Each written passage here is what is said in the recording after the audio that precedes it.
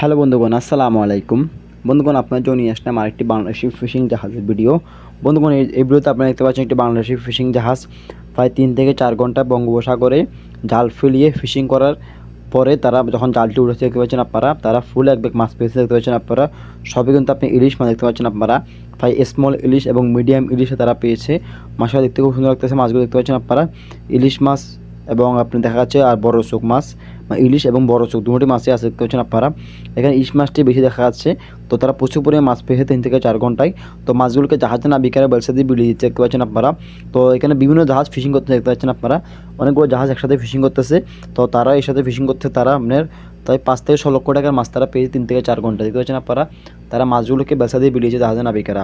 কারণ বেলসা দিয়ে বিলিয়ে দেওয়ার কারণ হয়েছে মাছগুলোকে গোল গোল করে বাছতে হবে, এই কারণে জাহাজে নাবিকেরা এই কারণে মাছগুলোকে বেলসা দিয়ে বিলিয়ে দিচ্ছে, কারণ মাছগুলোকে গোল করে বাছার জন্য। তো একটি মাছগুলো বেছে আপনি বাস্কেটে নিয়ে এগুলোকে আবার ক্লিন এবং ভালো করে পানি দিয়ে ওয়াশ করে তো এগুলোকে প্যাকেজিং করে জাহাজের স্টোর আছে, জাহাজ তো থাকে স্টোরে মাছগুলো সবগুলোকে জাহাজের নাবিকেরা ঢুকিয়ে দেবে। এই কারণে জাহাজের নাবিকেরা মাছগুলোকে গোল করে বাছার জন্য বেলসা দিয়ে বিলিয়েছে কেউ আপনারা। মাছটা দেখতে খুব সুন্দর লাগতেছে, তারা প্রচুর পরিমাণে মাছ পেয়েছে। তো এখানে দেখা যাচ্ছে আপনার সাথে কিছু আইলা মাছও আছে, এটাকে বলা হয় আরকিলা মাছ, অনেকজন বলে সুরমা মাছ। তো একজনে এক নামে মাছটাকে চিনে। তো আমি বলতেছি আপনাকে আরকিলা মাছ, তো আমরা জাহাজের ভাষা বলি আইলা মাছ। তো আইলা মাছ অনেকজনে বললে মাছগুলো চিনে না, এই কারণে আমি বলতেছি আরকিলা মাছ, কারণ অনেক জায়গায় এগুলোকে আরকিলা মাছ বলা হয়।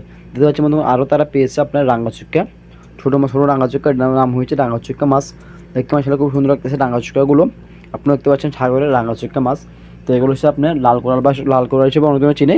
তো আমরা জাহাজের ভাষায় বলি রাঙ্গাচুক্কা। তো আপনারা দেখতে পাচ্ছেন মাছগুলো, মাছটা দেখতে খুব সুন্দর লাগতেছে। তো তারা বেশি বড় সাইজের না, মাছটা ছোটো সাইজের। তো বা 3 কেজি এবং 4 কেজি সাইজের তারা মাছগুলো পেয়েছে।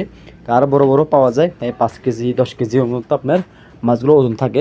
তো তারা এত বড় মাছ তারা পায়নি, তারা 3 থেকে 4 কেজি মাছ এরকম পেয়েছে। আর এগুলো দেখতে পাচ্ছেন আপনারা ইন্ডিয়ান স্যামন, যেটাকে বলা হয় তাইলা মাছ।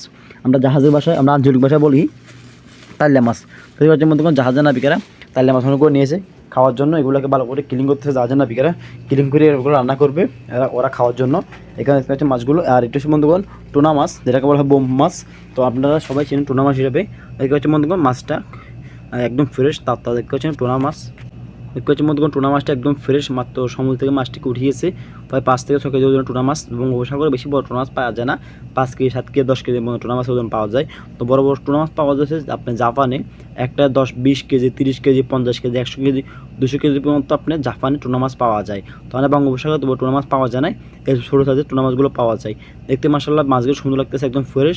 আমার কিছুক্ষণ আগে সমুদ্র থেকে মাছটি উঠিয়েছে।